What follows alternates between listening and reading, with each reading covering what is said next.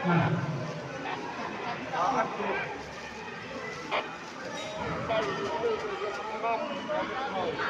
saya masuk kan kalau kuningan plastik.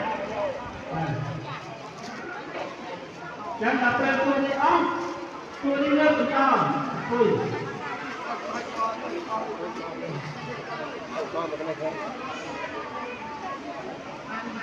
Jangan beli.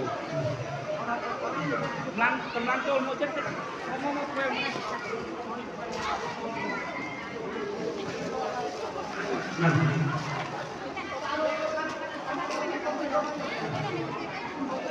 Bapak saya akan nanti dengan Bapak saya akan nanti Bapak Bapak akan sampai selesai sudah mencapai dia dan opsi itu mana?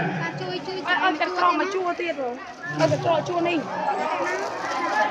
Đi chua đi trò chua.